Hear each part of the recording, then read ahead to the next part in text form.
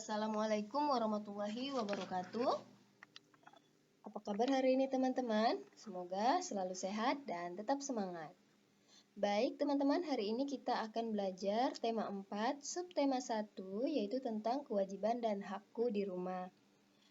Untuk pembelajarannya, yaitu pembelajaran 5 dan pembelajaran 6. Namun sebelum kita mulai, mari bersama-sama kita melafazkan basmalah. Bismillahirrahmanirrahim. Teman-teman silahkan buka buku tematiknya, tema 4 ya, halaman 32. Di situ ada sebuah bacaan. Setiap orang wajib melindungi dirinya dari bahaya. Salah satu tempat berlindung adalah tempat tinggal. Setiap orang berhak mendapat tempat tinggal. Tempat tinggal biasanya berbentuk rumah. Rumah memiliki bentuk yang berbeda-beda, tetapi manfaatnya sama. Rumah merupakan tempat berlindung dan beristirahat. Rumah juga tempat berkumpul bersama keluarga. Kita tidur, mandi, makan, dan melepas lelah di rumah.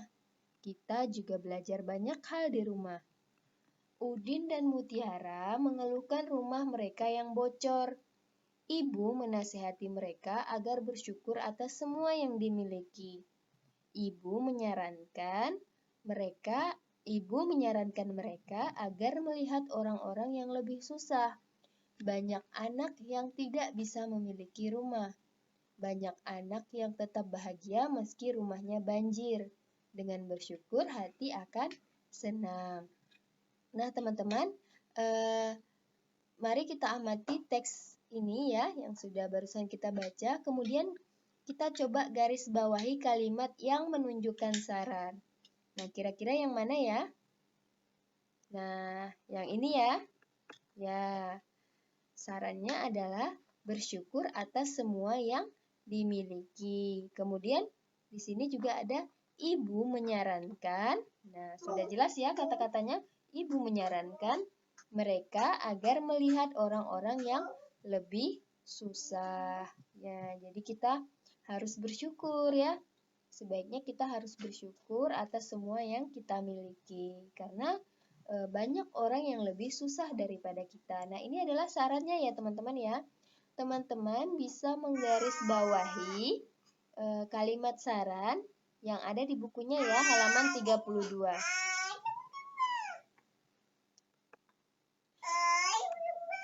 Amati teks di atas, garis bawahi kalimat yang menunjukkan saran. Tulislah saran lain untuk Udin dan Mutiara. Nah, ini adalah saran yang tadi ya. Nah, di sini halaman 33, silahkan teman-teman tuliskan ya. Sarannya yaitu bersyukur atas semua yang dimiliki, kemudian melihat orang-orang yang lebih susah. Agar apa? Agar kita bisa lebih bersyukur. Baca baik-baik kalimat saran yang kamu salin. Jelaskan maksud kalimat-kalimat tersebut di depan kelas. Nah, sebelumnya kita sudah menyalin kalimat saran ya, yaitu salah satunya adalah bersyukur atas semua yang dimiliki. Nah, apa itu bersyukur? Ya, jadi bersyukur itu maksudnya adalah melihat semua yang dimiliki sebagai karunia Tuhan. Jadi kita harus mensyukuri apapun yang kita miliki ya. Baik itu barangnya bagus ataupun barangnya tidak bagus. Nah, itu harus kita syukuri. Semua yang kita miliki itu harus kita syukuri. Kemudian kita menerima semuanya, tidak mengeluh dan gembira atas apa yang ada. Nah, itulah yang dimaksud dengan bersyukur. Nah, teman-teman, kemarin kita sudah belajar tentang kewajiban dan hak ya. Ustazah ingin mengingatkan kembali tentang kewajiban. Apa itu kewajiban? Kewajiban adalah sesuatu yang harus dilakukan. Nah, ini intinya ya. Kewajiban itu adalah sesuatu yang harus dilakukan. Sedangkan hak artinya adalah sesuatu yang harus kita terima atau sesuatu yang harus kita dapatkan. Itu artinya hak. Nah, sekarang di halaman 35, silahkan dibuka halaman 35-nya. Nah, di sini Ada beberapa kalimat ya. Mari kita amati kalimat-kalimat berikut. Kemudian, apakah kalimat-kalimat tersebut merupakan kewajiban atau hak? Nah, jadi kita akan memilih yang mana kewajiban, yang mana hak. Teman-teman silakan dibuka halaman 35 ya bukunya. Nah, kalimat pertama, bersyukur karena memiliki tempat tinggal. Nah, kira-kira ini adalah kewajiban atau hak ya? Bersyukur karena memiliki tempat tinggal. Ya, betul. Ini adalah kewajiban. Artinya sesuatu yang harus kita lakukan, yaitu bersyukur. Yaitu kewajiban ya. Kemudian yang kedua, mendapat rumah yang bersih dan rapi. Mendapat rumah yang bersih dan rapi. Nah, kalimatnya adalah mendapatkan.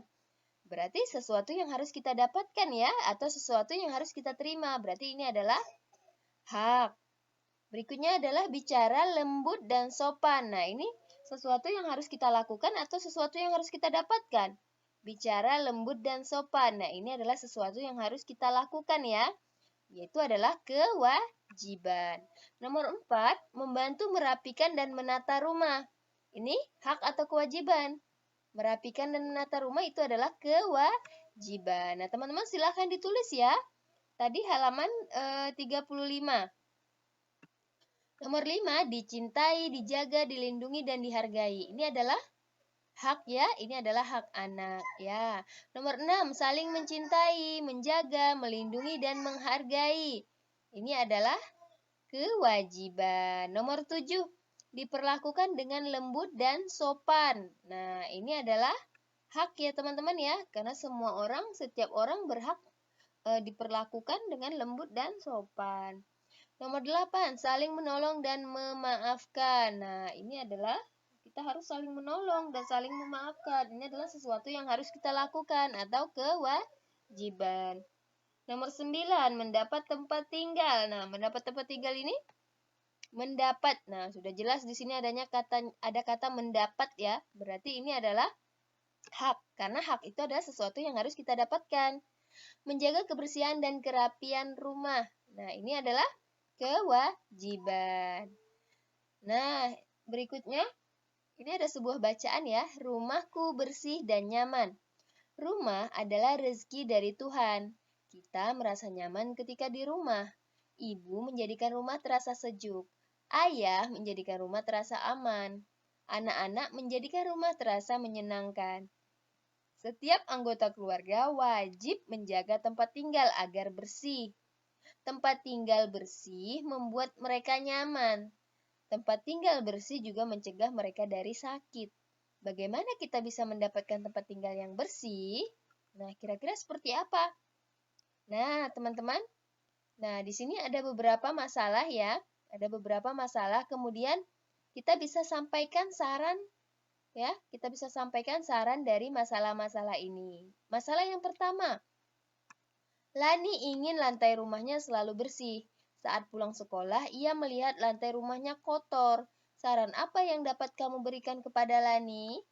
Nah, sarannya adalah sebaiknya Lani membersihkan rumah terlebih dahulu. Kemudian, Edo ingin rumahnya rapi. Bibi selalu merapikan rumah Edo. Sudah 1 minggu Bibi pulang kampung. Rumah Edo tampak berantakan. Apa saranmu untuk Edo? Nah, bagaimana sarannya? Ya, sarannya adalah sebaiknya Edo membantu membersihkan rumah selama Bibi tidak ada. Nomor 3, Dayu ingin kamarnya rapi. Ia tidak bisa merapikan kamarnya sendiri. Apa yang seharusnya Dayu lakukan? Nah, sarannya bagaimana? Sebaiknya Dayu membersihkan rumah dengan meminta bantuan kepada ibu. Karena Dayu tidak bisa membersihkan sendiri kan? Nomor 4, Ibu Beni ingin meja makan di rumahnya bersih. Beni hampir selalu meninggalkan sisa makanan di meja. Apa yang seharusnya Beni lakukan? Ya, sebaiknya Beni makan dengan hati-hati agar tidak berhamburan. Dan Beni harus membersihkan sisa makanannya.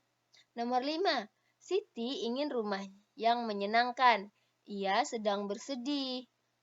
Ayah dan ibu sedang menengok nenek di kampung. Bagaimana seharusnya Siti bersikap? Nah, sebaiknya Siti bisa mengajak teman-temannya ke rumah untuk